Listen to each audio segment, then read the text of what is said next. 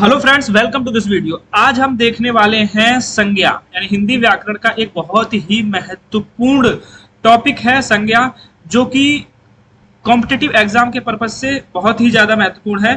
जैसे अगर UP police का कोई एग्जाम है या यूपीएसआई का एग्जाम है या एसएससी जीडी का एग्जाम है या लेखपाल का है या यूपी ट्रिपल एस सी का कोई एग्जाम है, टेट वगैरह का जो एग्जाम होता है, जहां पे भी हिंदी आती है वहां पे इस टॉपिक से एक या दो क्वेश्चन देखने को मिलते हैं, चाहे वो स्त्रीलिंग पुल्लिंग से आ जाए, वचन कारक से आ जाए या फिर सिर्फ सीधा संज्ञा से ही आ जाए। तो कई तरह के क्वेश्चन देखने को मिलते हैं। हर क्वेश्चन को हम पकड़ेंगे यहाँ से।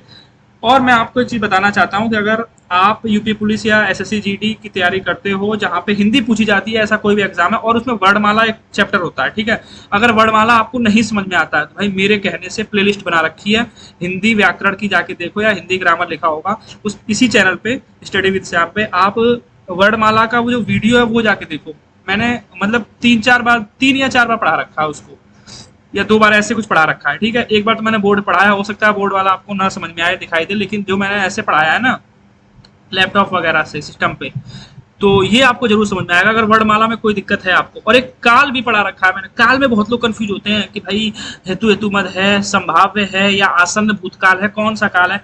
तो भाई काल भी अच्छे से पढ़ा रखा है। हो सकता है हाँ वहां पे भी दिक्कत ये हो सकती है, मुझे लगता है ऐसा, कि वो आपको बोर्ड पे दिखाई ना दे, तो थोड़ा सीरियस होकर देखोगे ना आप एकांत में, उसके मैंने ऐसी ट्रिक्स बना रखी है कि मतलब आप ये समझ लो कि वाक्य आएगा सामने, वाक्य को देखते ही बता दोगे कि कौन सा काल है, ठीक है। भूतकाल है तो भूतकाल में कौन सा है, और भविष्य में कौन सा है, और वर्तमान काल में कौन सा। कहने का मतलब हिंदी की जो प्लेलिस्ट है उसको आप देख डालो, ठीक है। आपका हिंदी व्याकरण का जो मतलब दुख है ना वो खत्म ही हो जाएगा। बाकी मैं धीरे धीरे कवर कर रहा हूँ। ये संज्ञा आज हम पढ़ लेते हैं, इसका भी दुख दर्द हम समाप्त करते हैं। तो चलिए, बहुत हुई हमारी बातें इधर उधर की, और हम शुरू करते हैं सबसे पहले इसके बारे में कि संज्ञा होती क्या है। तो भाई मैं एकदम शुरू से लेके चलता हूँ। ये समझ लेता हूँ कि भाई हमारे दोस्तों को पता कुछ नहीं है, जिंदगी में पहली बार आए हैं पढ़ने के लिए, ठीक है, बिगड़ के डाकू थे। तो संज्ञा क्या होती है भाई? संज्ञा क्या होती है? संज्ञा नाम होता है। क्या होती है संज्ञा? संज्ञा नाम होता है। अब आप बोलोगे यार ये क्या बात हुई, बेफिजूल की बातें कर रहे हो आप मास्टर। तो हम बोलेंगे नहीं मास्टर, हम तो गए मास्टर गए। संज्ञा, अच्छा ये कलर अच्छा नहीं है, रुको हम कलर लेते हैं ये वाला, उजला उजला सा बदन। तो संज्ञा नाम होता है भाई। किसका नाम होता है? किसी व्यक्ति का नाम हो सकता है, ठीक है, किसी व्यक्ति का नाम हो सकता है, किसी वस्तु का भी नाम हो सकता है, ठीक है, किसी व्यक्ति का, वस्तु का, या फिर किसी स्थान का नाम हो सकता है। कोई जगह, स्थान बोलो, या अपनी लोकल भाषा में बोले तो जगह। किसी व्यक्ति का नाम हो सकता है, वस्तु का नाम हो सकता है, स्थान का नाम हो सकता है, या किसी गुण या भाव का नाम हो सकता है। किसी के अंदर कोई गुण, स्पेशल गुण है। मान लो कोई आदमी है बहुत ईमानदार है, ठीक है, तो उसके अंदर ईमानदारी एक गुण है, उसकी गुण का क्या नाम है? ईमानदारी। तो वो भी एक नाम हो सकता है। तो संज्ञा क्या होती है भाई? आपने बोला संज्ञा, भाई हमको पता चला कि संज्ञा नाम होती है। किसका नाम होती है? किसी व्यक्ति का, वस्तु का, स्थान, जगह या गुण या भाव का नाम होती है। व्यक्ति में भाई आपका यही नहीं कि इंसान ही आएंगे, व्यक्ति में आपके पशु पक्षी ना, सूद कपास नारी जो भी, ये सब आ जाएंगे, ठीक है, ये सब आ जाएंगे, पशु पक्षी सब आ जाएंगे आपके व्यक्ति में। तो किसी व्यक्ति का, वस्तु का, स्थान या जो जगह बोलो, या गुण या भाव के नाम को हम क्या कहते हैं? संज्ञा कहते हैं। इतनी बातें तो आपको समझ में आ गई होंगी क्योंकि बचपन से पढ़ते आ रहे हैं, इतने अनपढ़ तो है नहीं हम। और ना यहाँ से क्वेश्चन बनता है, बहुत ही रेयर एग्जाम होगा जो पूछ देगा संज्ञा क्या होता है, ठीक है। अब बात करते हैं कि संज्ञा के जो भेद है, संज्ञा के भेद के बारे में बात करते हैं। संज्ञा के भेद कितने होते हैं, कितने प्रकार की संज्ञा होती है? तो बहुत लोग 3 मानते हैं, लेकिन संज्ञा के भेद कितने होते हैं? 5 होते हैं। कितने होते हैं? 5 होते हैं। संज्ञा 5 प्रकार की होती है। 5 कौन कौन सी होती है ये भी पता ही होगा आपको, लेकिन फिर भी मैं लिख देता हूँ संतुष्टि के लिए। 5 प्रकार की संज्ञा होती है। पहला व्यक्तिवाचक संज्ञा, जो हमने इंग्लिश में पढ़ा है वही वाली, व्यक्तिवाचक संज्ञा, ठीक है। दूसरी कौन सी लिख दें हम? व्यक्तिवाचक संज्ञा। फिर जातिवाचक लिख दें क्या? चलो हम जातिवाचक ही लिख देते हैं। जातिवाचक संज्ञा इंग्लिश में क्या बोलते हैं भाई? Common noun. जातिवाचक संज्ञा। तीसरा क्या लिख दें? हाँ, तीसरा भाववाचक लिख दें? नहीं, तीसरा भाववाचक नहीं लिखते हैं, तीसरा लिखते हैं हम समूहवाचक संज्ञा, ये सही रहेगा। समूहवाचक संज्ञा। फिर चौथा क्या लिख दें? चौथा लिख देते हैं द्रव्यवाचक या पदार्थवाचक, ठीक है, पदार्थवाचक संज्ञा। 5वें पे लिखो भाववाचक, एकदम जो स्पेशल है, भाववाचक संज्ञा, भाववाचक संज्ञा, ये 5 प्रकार के संज्ञा के भेद होते हैं। ठीक है, इसमें काउंटेबल अनकाउंटेबल मैंने पढ़ा जिसको गिन सके। अब देखो ये पदार्थवाचक को और भाववाचक को गिन नहीं सकते तो अगणनी में आ जाएंगे। ये तीनों किस में आ जाएंगे? गणना वाले में। काउंटेबल नाउन होते हैं ना, ऐसे पढ़ा होगा आपने, ये अनकाउंटेबल नाउन होते हैं। तो वो सब बातें तो हैं, चलो ठीक है, बाकी हम अभी समझेंगे, आप ये सब आराम से बना लेंगे हम। तो यहाँ पे हमने क्या समझा? संज्ञा भाई क्या होती है? संज्ञा नाम होती है, किसी व्यक्ति, वस्तु, स्थान या गुण या भाव के नाम को क्या कहते हैं? संज्ञा कहते हैं। फिर हमने पढ़ा संज्ञा के भेद कितने होते हैं? 5 होते हैं संज्ञा के भेद। व्यक्तिवाचक संज्ञा, जातिवाचक संज्ञा, समूहवाचक संज्ञा, पदार्थवाचक संज्ञा, भाववाचक संज्ञा। बात यह है कि जो बिगनर है हमारा भाई, जो पहली बार पढ़ रहा है, उसको याद करना थोड़ा मतलब हो सकता है मुश्किल हो, लेकिन इसकी टेंशन उसको नहीं लेनी है। ठीक है, उसको याद करवाने की गारंटी हमारी है। अभी हम उसको याद करवाएंगे, तो बारी बारी से हम समझ लेते हैं। एक एक जो 5 हैं, एक एक को बारी बारी से हम समझते हैं। सबसे पहले हम समझते हैं व्यक्तिवाचक संज्ञा को। सबसे पहला वाला भेद जो था हमारा, व्यक्तिवाचक संज्ञा। क्या होती है भाई व्यक्तिवाचक संज्ञा? बोलो मास्टर, क्या होती है व्यक्तिवाचक संज्ञा? तो आप बोलोगे भाई ऐसे शब्द जो किसी व्यक्ति, वस्तु, स्थान का बोध कराएं, वो व्यक्तिवाचक संज्ञा कहलाते हैं। कितनी बोरिंग परिभाषा है ना। ऐसे शब्द जो किसी व्यक्ति, वस्तु, स्थान का बोध कराएं, व्यक्तिवाचक संज्ञा कहलाते हैं। अरे हमसे परिभाषा थोड़ी ना पूछेगा कॉम्पिटेटिव एग्जाम में, हमसे पहचानने को बोलेगा, बताओ इनमें से व्यक्तिवाचक संज्ञा कौन सी है? नदी, गंगा, पहाड़, ऐसे करके ताजमहल, ऐसे नाम दे देगा और पूछेगा बताओ इसमें से व्यक्तिवाचक संज्ञा कौन सी है। तो वहां पे क्या बोलोगे कि यार ऐसे संज्ञा शब्द जो किसी व्यक्ति, वस्तु का नाम का बोध कराते हैं, व्यक्तिवाचक संज्ञा कहलाते हैं। तो भैया फिर तो लंका लग जाएगी। ठीक है, तो हमें पहचानना है कि व्यक्तिवाचक संज्ञा क्या होती है, तो उसको हम पहचानेंगे अपनी ट्रिक से। ट्रिक क्या मतलब? लॉजिक है, कॉमन सेंस है। देखो पहली बात तो अब ये बताओ संज्ञा होती क्या है? तो आप बोलोगे भाई संज्ञा अभी कुछ देर पहले बताया ना, संज्ञा क्या होती है? नाम होता है। अभी कुछ देर पहले बात हुई है, संज्ञा क्या होता है? नाम होता है। तो अब कौन सा नाम व्यक्तिवाचक संज्ञा होगा? तो भाई देखो, ऐसा नाम जिस नाम को लेने के बाद आपके दिमाग में, यानी मन मस्तिष्क में, आपके दिमाग में या मन मस्तिष्क में एक क्लियर, साफ साफ छवि बन जाए, इमेज बन जाए, फिक्स इमेज बन जाए। ये भाई अपनी खुद की परिभाषा है हमारी। ठीक है, ये कहीं से कॉपी नहीं की गई, ये खुद की परिभाषा है, हकीम अहम जान वाली। ठीक है, तो ये खुद की परिभाषा है कि ऐसा कोई नाम किसी ने लिया। अब वो नाम किसी व्यक्ति का भी हो सकता है। ठीक है, नाम तो भाई वस्तु का भी हो सकता है, स्थान का भी हो सकता है, या फिर किसी गुण या भाव का भी हो सकता है। कुछ भी नाम ले लो आप। ठीक है, उस नाम को लेने, अब देखो गुण या भाव तो नहीं होगा, लेकिन मैंने लिख दिया यहाँ पे। ठीक है ना, क्योंकि व्यक्तिवाचक संज्ञा में गुण या भाव होगा नहीं। फिर भी मैं बताने के लिए लिख रहा हूँ आपको कि अगर किसी ने ऐसा नाम ले लिया जिस नाम को लेने के बाद आपके दिमाग में इमेज बन गई, फिक्स इमेज, अच्छा हाँ ये तो वही उसी आदमी की बात हो रही है, तो फिक्स इमेज बन गई। तो फिक्स इमेज बनने के बाद वो नाम जो है, वो नाम, यानी नाम मतलब क्या? संज्ञा। वो नाम कैसा नाम हो जाएगा? व्यक्तिवाचक नाम हो जाएगा, यानी व्यक्तिवाचक संज्ञा हो जाएगी। अब जैसे उदाहरण के तौर पे मैं आपको यहाँ पे समझाऊं, तो आप मुझे इतना बता दो। मैंने कहा हेलो दोस्तों, हम आ चुके हैं ताजमहल।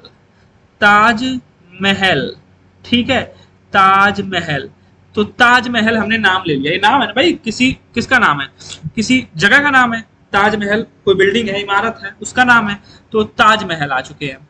तो ताजमहल जो नाम ले लिया हमने, बताओ ये कौन सी संज्ञा है? तो आप बोलोगे यार ताजमहल का नाम लेते दिमाग में क्लिक हो जाएगी, अच्छा वो सफेद सा संगमरमर वाला बड़ा सा गुम्बद सा लगा होता है उसमें ना, वो 4 स्तंभ है किनारे किनारे पे, वो आगरा में, पूरा मतलब दिमाग में इमेज बन जाएगा ना। वो अलग बात है आपकी पेंटिंग खराब है तो उसको बना नहीं पाओ आप। ठीक है, लेकिन दिमाग में फिक्स इमेज बन जाएगी ताजमहल को देखते ही। कैसी इमेज बन जाएगी भाई? फिक्स इमेज बन जाएगी ना। तो ऐसे नाम या ऐसी संज्ञा शब्द जिनको सुनते ही हमारे दिमाग में फिक्स इमेज बन जाए, मेरे भाई, मेरे दोस्त, वो संज्ञा शब्द कहलाते हैं व्यक्तिवाचक संज्ञा। और एग्जांपल ले लूं? चलो और बताओ मैं क्या एग्जांपल ले लूं? चलो मैं दिल्ली ले लूं क्या? चलो मैंने दिल्ली ले लिया।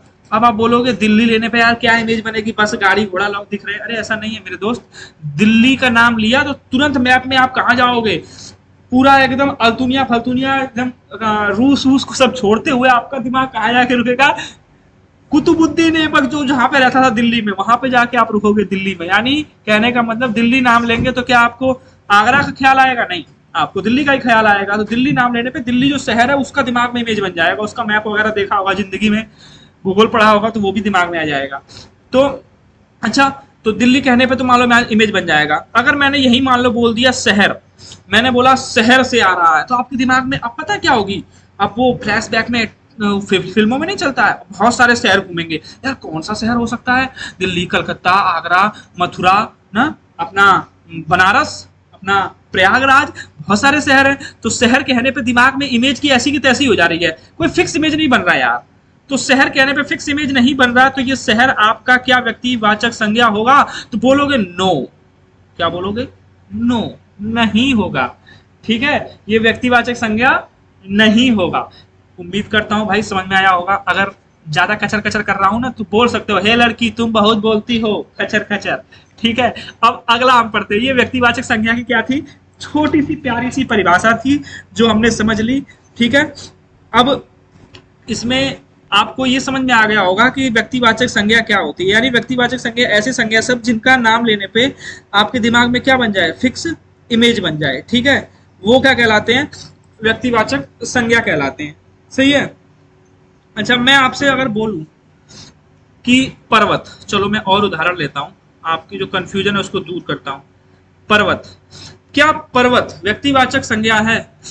पर्वत कहो या पहाड़ कहो, कुछ भी हमने बोल दिया, क्या ये व्यक्तिवाचक संज्ञा? तो आप बोलोगे पर्वत है, बहुत सारे पर्वत है, नीलगिरी के पर्वत ले लें, हिमालय पर्वत ले लें, कौन सा पर्वत ले लें भैया, यूराल का पर्वत ले लें क्या, जो एशिया और यूरोप महाद्वीप को अलग कर रहा है, कौन सा पर्वत ले लें? तो आप बोलोगे ऐसी की तैसी हो जा रही है, इमेज की दिमाग में नहीं बन रहा। टाओ, पहाड़ कहने पे ये भी नहीं बन रहा, तो यानी ये आपकी व्यक्तिवाचक संज्ञा में नहीं आएंगे। अब अगर हमने यहीं पे बोल दिया हिमालय पर्वत, कौन सा पर्वत, हिमालय पर्वत हमने बोल दिया, या हिमालय ही बोल दिया, तो बोलोगे हाँ ये तो पता है हमें भैया, ये तो हमें पता है हिमालय पर्वत कहाँ है। तो ये कौन सा, हिमालय पर्वत बोलते ही दिमाग में इमेज बन गई ना, तो ये कौन सी संज्ञा हो जाएगी, ये हो जाएगी आपकी व्यक्तिवाचक संज्ञा। भाई व्यक्तिवाचक संज्ञा पे इतना लेक्चर बहुत है, ज्यादा लंबी नहीं करनी मुझे वीडियो, आप समझ जाओगे, इतने बेवकूफ थोड़ी ना होता है कोई।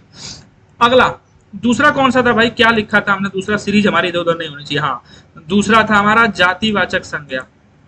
भाई जाति धर्म ये तो बहुत बड़ा मुद्दा हो रखा है, खैर छोड़ो, अपने को क्या उससे, अपन लोग तो स्टूडेंट लोग है ना। कहाँ गया, ये रहा दूसरा।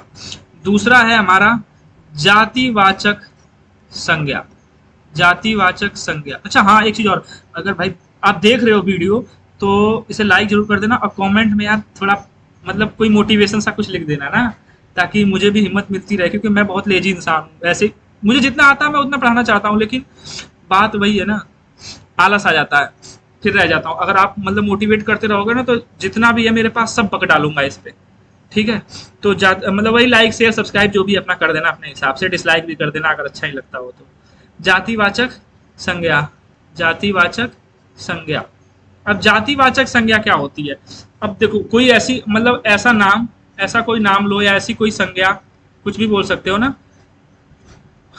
जिसको बोलने पे ना आपको पूरे समूह का मतलब पूरी जाति बिरादरी का, पूरे एक वर्ग का बोध हो जाए, पूरे एक वर्ग का बोध हो जाए, यानी ग्रुप का बोध हो जाए। ग्रुप नहीं कह सकते, ग्रुप कहने में तो दिमाग ज्यादा लगा लोगे आप, मैंने तो वैसे ही याद कर रखा है। लेकिन आप ये कह सकते हो कि अगर कोई नाम हमने ले लिया तो उस नाम से ये पता चल जाए कि भाई ये एक ही प्रकार के हैं, ये सारे क्या हैं, एक ही प्रकार के लोग होंगे।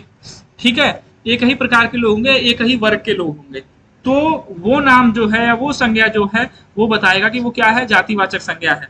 उदाहरण के तौर पे हम देख लेते हैं, उदाहरण के तौर पे जैसे मैं बोलूं आपसे जातिवाचक संज्ञा का उदाहरण मैंने ले लिया, मान लो आपसे ले लिया मैंने सबसे अच्छा उदाहरण कि यहाँ पे देखो क्लास में, चलो क्लास में मान लो ये क्लास है आपकी, इधर बैठे हैं बॉयज, इधर बैठे हैं गर्ल्स। ठीक है, जो ब्लैक बोर्ड है, व्हाइट बोर्ड है, डिजिटल बोर्ड जो भी लगा है क्लास में, अब तो भाई कॉन्वेंट स्कूल में डिजिटल बोर्ड ही लगा होगा, तो डिजिटल बोर्ड लगा है, ब्लैक बोर्ड का जमाना तो गया अपना तो, लेकिन ब्लैक बोर्ड है। हा। ठीक है, तो डिजिटल बोर्ड लगा है, तो मान लो किसी ने उस पर लिख दिया कि टकला मास्टर, टकले मास्टर की क्लास है, मान लो किसी ने लिख दिया। अब मार्क्स सब आ गए इतने में, तो अब जो मॉनिटर होगा ना, मॉनिटर क्या होता है, क्लास का जो देख रेख करने वाला होता है स्टूडेंट में ना, जिसको बनाया जाता है मॉनिटर, जो टीचरों से चुगली करता रहता है क्लास की। तो उसने बोलेगा कि सर मैं पानी पीने गया था, मैंने देखा डिजिटल बोर्ड पे जो भी लिखा है, अभी ये लिख के कोई लड़का गया है। उसने क्या बोला, कोई लड़का गया है लिख के, अभी कहानी के माध्यम से समझा रहा हूँ, बकवास मत सुनना भाई प्लीज, ठीक है। तो वो बोलेगा, मॉनिटर क्या बोलेगा, कोई लड़का गया है। अब जो मास साहब होंगे, क्या वो लड़कियों को उठा उठा के पूछेंगे, तो बोलोगे नहीं पूछेंगे। लड़का बोलने से वहां पे क्या हो गया, एक वर्ग, एक ही प्रकार के लोग क्या हो गए, डिनोट हो गए, यानी आइडेंटिफाई हो गए। अब लड़कों में दहशत का माहौल है कि जान बची तो लाखों पाए, लौट के बुद्धू घर को आए। तो सारे लड़कों में अब मतलब खलबली मच चुकी है कि भाई कौन होगा किस। अब या वो मास्टर बोलेगा भाई अपने आप उठ जाओ, या तो मैं पनिशमेंट करूंगा सबको। तो लड़का बोलने पे, कोई लड़का था, लड़का बोलने पे लड़कों वाला जो सेक्शन है, ये सारा सेक्शन दहशत में आ गया ना। यानी लड़का कहने पे किसी एक की फिक्स इमेज बनी नहीं बनी, लेकिन एक ही प्रकार के लोगों की इमेज बनी। लड़का कहने पे देखो लड़कियां रिलैक्स हो गई, लड़कियां क्या हो गई, रिलैक्स हो गई, अपने कोई मतलब नहीं है भैया, हम तो बच गए, क्योंकि वो मॉनिटर जो है वो लड़का बोल रहा है। और अपन लोग लड़का है नहीं, लड़की है। तो यहाँ पे लड़का कहने पे एक ही प्रकार के, मतलब एक ही वर्ग के जो लोग हैं, एक ही प्रकार के जो मतलब कह सकते हो लोग हैं, वो एकदम चौकन्ने हो जाते हैं। तो ऐसा संज्ञा शब्द जिसको बोलने पे एक प्रकार के लोग या एक ही वर्ग के लोगों के बारे में बोध हो या पता चले, भाई वो जातिवाचक संज्ञा कहलाते हैं। लड़का बोलो, लड़की बोलो, हमने बोल दिया पर्वत बोल दिया, पर्वत भी क्या है भाई, पर्वत भी जातिवाचक संज्ञा में ही आ जाएगा। पर्वत भी किस में आ जाएगा, आपका जातिवाचक संज्ञा में ही आ जाएगा, ठीक है। कोई भी पेशा ले लो आप, ठीक है, वकील ले लो, वकील, तो वकील क्या एक ही प्रकार काला कोट, वो यहाँ पे छोटी सी टाई ना ऐसे होते हैं, और वहां पे वो बैठे होते हैं जहाँ पे जुडिशरी वगैरह होती है, वहीं पे बैठे रहते होंगे ना, न्यायालय वगैरह में, तहसील वगैरह में, जहाँ उनका स्थान होता है। तो वकील हो गया, ये सब क्या है आपकी, पुस्तक हो गई, ये सब क्या है, जातिवाचक संज्ञा के उदाहरण है। पुस्तक में, अब पुस्तक मतलब बुक, किताब जो है, पुस्तक है, ये क्या है, एक एक वर्ग के, मतलब एक वर्ग का नाम है पुस्तक, कह सकते हो ना। जैसे अगर मान लो मैं इसी में यही बोलता विज्ञान की पुस्तक, किसकी पुस्तक, विज्ञान की पुस्तक, तो भाई उसमें आप नहीं बोलते कि जातिवाचक संज्ञा, उसने तो आइडेंटिफाई कर, दिमाग में इमेज बन गई विज्ञान की पुस्तक, कक्षा 9 की विज्ञान की पुस्तक, या 10 की, या 11 की, या 12 की, जो भी है। तो मैं उम्मीद करता हूं ये भी आपको समझ में आया होगा जातिवाचक संज्ञा क्या है। और नहीं समझ में आया तो रिप्ले करके देख लेना, इसमें करना क्या है, कौन सा इसमें तीर मारना है, ठीक है। तो आपके सामने एग्जाम्पल आएगा तो आप कर जाओगे। और आगे हम देखते हैं कौन सा है, आगे क्या है, जातिवाचक हो गया, समूहवाचक, हाँ आगे है आपका समूहवाचक संज्ञा। तो अब पढ़ते हैं हम क्या, समूहवाचक संज्ञा नंबर 3, नंबर 3 है हमारा समूहवाचक संज्ञा। ये तो बहुत फेमस है, इसको तो हर कोई जानता है, समूहवाचक संज्ञा जिसे बोलते हैं कलेक्टिव नाउन ना इंग्लिश में।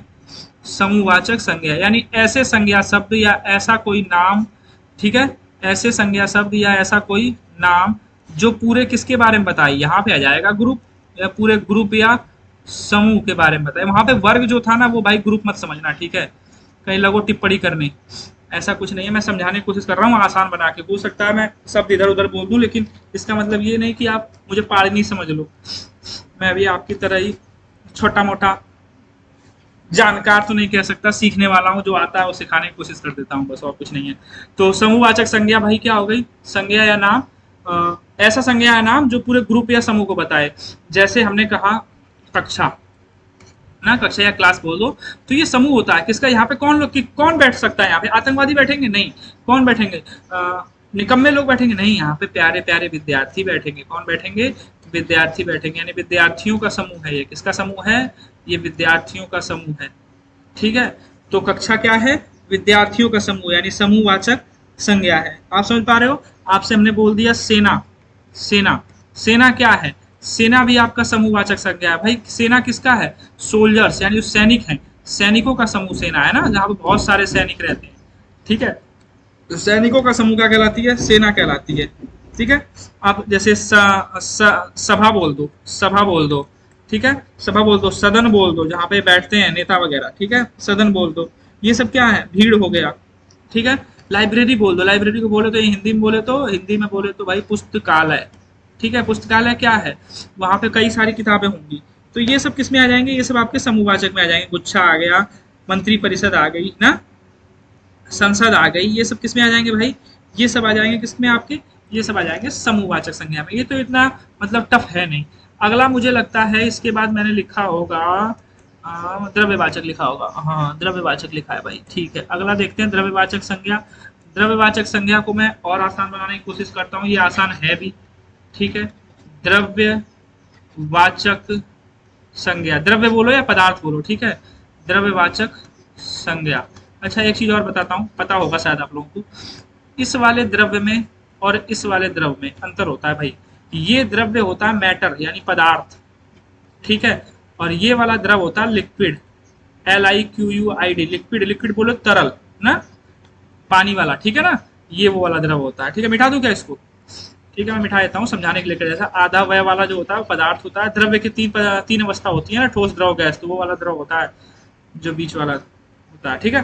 तो द्रव्यवाचक क्या होता है, अब ये ऐसे संज्ञा शब्द होते हैं जिनसे कोई नई वस्तु बना सको आप, जिनसे कोई क्या बना सको, नई चीज या नई वस्तु बना सको, वो किस में कहलाते हैं, वो किस में आ जाएंगे भाई, वो आ जाएंगे आपके किस में, द्रव्यवाचक में। किस में आ जाएंगे, द्रव्यवाचक या पदार्थवाचक में आ जाएंगे। मैं परिभाषा लिखवा नहीं रहा हूँ क्योंकि हमें पहचानना होता है ना एग्जाम में, परिभाषा थोड़ी ना पूछता है, पूछेगा परिभाषा बता देंगे हम, ठीक है। अब जैसे में आप कह सकते हो लकड़ी, लकड़ी से बना सकते हो टेबल, टेबल बना सकते हो, या फिर घर बनाते हैं, तखत बनाते हैं, बहुत कुछ बनता है लकड़ी से। सोना हो गया, चांदी हो गया, ये सोना वो स्लिप वाला सोना नहीं है भैया, ये गोल्ड वाला सोना है, ठीक है। सोना हो गया, चांदी हो गया, हीरा हो गया, पत्थर हो गया, ईंट हो गया, ये सब क्या है, द्रव्यवाचक में। दूध दही ये सब क्या है, द्रव्यवाचक में है। यानी पानी भी हो जाएगा, हाँ पानी भी हो जाएगा भाई, पानी भी ले लो आप, वाटर, ये भी किस में आ जाएगा, द्रव्यवाचक में आ जाएगा। इनको माप तौल कर सकते हो, ठीक है। गेहूं, तेजाब, चमड़ा ना, ये सब किस में आ जाएंगे, द्रव्यवाचक संज्ञा के उदाहरण हो जाएंगे। तो ये भी आपको समझ में आया होगा, क्योंकि मुझे लगता है इसमें थोड़ा सा मुश्किल होता है व्यक्तिवाचक को पहचानना, जिसकी हमने ट्रिक बना रखी है फिक्स इमेज भैया, ठीक है। अब इसके बाद बचा है लास्ट, और लास्ट है हमारा कौन सा, लास्ट है भाई हमारा जिसे हम महसूस कर सकते हैं, जिसे हम क्या कर सकते हैं, महसूस कर सकते हैं। नाम है उसका भाववाचक संज्ञा। क्या नाम है, भाववाचक संज्ञा, भाववाचक संज्ञा, ठीक है। राइटिंग में मत जाना, अपने को प्रैक्टिस नहीं है इस पे लिखने की। भाववाचक संज्ञा, अब ऐसे संज्ञा शब्द जिन्हें हम छू नहीं सकते, देख भी नहीं सकते, छू भी नहीं सकते, देख भी नहीं सकते, बट कहाँ लिखूं, कलर से दूसरे से लिखता हूं ना, ये छू नहीं सकते, देख नहीं सकते, लेकिन महसूस कर सकते हैं, महसूस कर सकते हैं ना।